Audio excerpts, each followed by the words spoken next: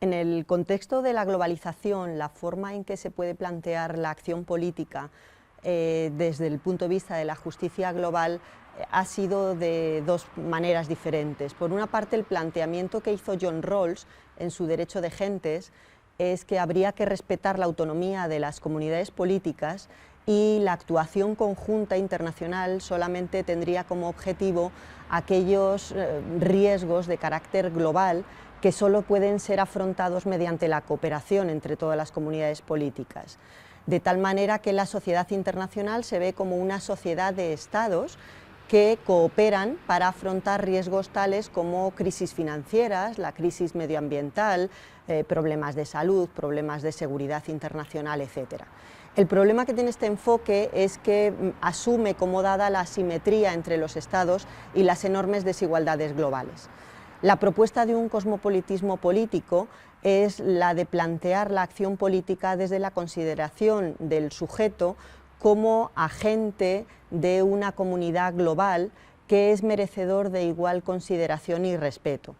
Desde este punto de vista, lo que se debe instaurar a nivel internacional sería un orden político jurídico capaz de garantizar los derechos de todos los individuos, como exige el artículo 28 de la Declaración Universal de los Derechos Humanos.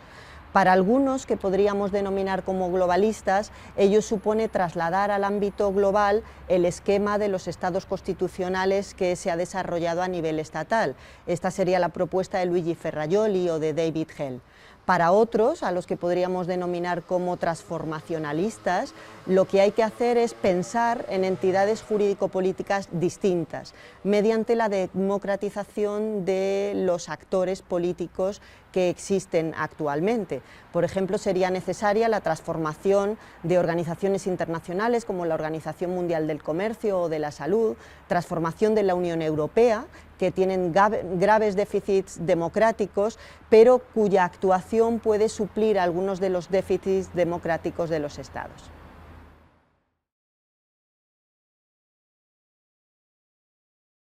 Hay una diferencia clara entre globalización y cosmopolitismo o cosmopolítica. Globalización es un fenómeno que podemos ver a lo largo del mundo.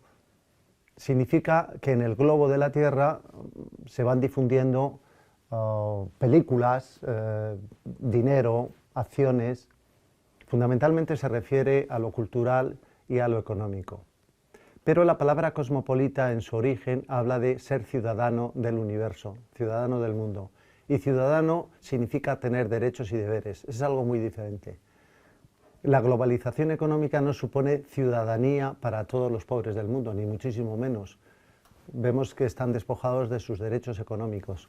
Así que la palabra cosmopolitismo o cosmopolita tiene un plus que no tiene la palabra globalización, y es una palabra, creo, mucho más interesante para hablar de los temas y los fenómenos que nos están acaeciendo en nuestro mundo. Significa, por tanto, hablar de derechos y deberes, y esto fundamentalmente en 4 campos.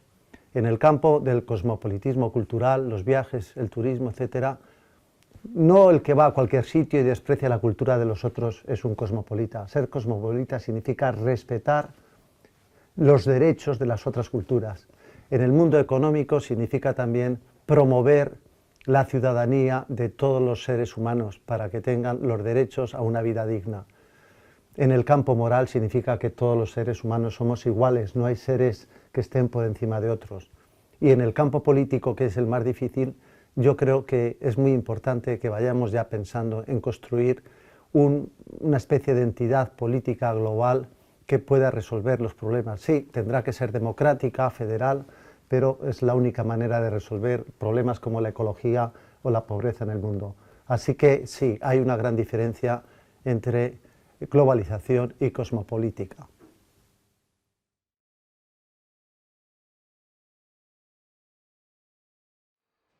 Abordar la globalización nos exige, ante todo, declinar entre sus diversos sentidos históricos. De un lado, una primera globalización inspirada precisamente por el universalismo cristiano, que se articula a través de procesos de colonización y descolonización a nivel global. Es precisamente en este segundo momento cuando encontramos un segundo marco globalizatorio que se expresa como la generación de una red de mercado a nivel mundial que es operada bajo premisas neoliberales de forma consciente como un modo de integración civilizatorio a escala global. Es decir, realizando, de otro lado, lo que sería ese ideal universalista que se expresa de una forma muy concreta y muy eminente en la generación precisamente de las instituciones universalistas por antonomasia, tal y como es las Naciones Unidas en 1945 o la Declaración de los Derechos Humanos en 1948. Es decir, cuando se comprende la necesidad imperiosa de articular un orden mundial que impida, digamos, la primacía de ningún Estado, de ningún sujeto político. En este sentido, podemos ahora sí diferenciar de una forma nítida y clara entre globalización de un lado y cosmopolítica de otro, donde la cosmopolítica, digamos, inspira, alienta la globalización, pero donde es al mismo tiempo la globalización la que requiere, la que necesita de una cosmopolítica, algo que refiere de forma directa a nuestras sociedades, ¿no?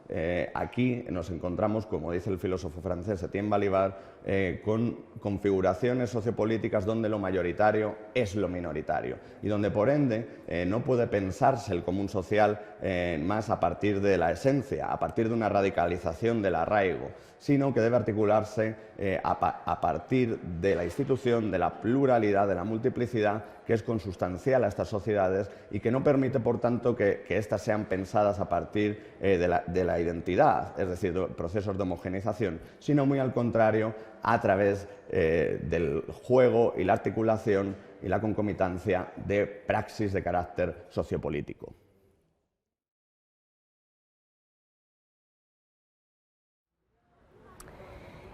Resulta siempre algo complicado definir qué es la globalización. En estos días estuve revisando varios textos y artículos y me parece que es un campo absolutamente denso de significaciones. Por un lado, hay autores que consideran desde la perspectiva económica que la globalización marcaría a partir de los años 90 efectivamente esta expansión económica enorme y la posibilidad de romper con ciertas limitaciones impuesta la misma expansión por parte del Estado y de los actores nacionales.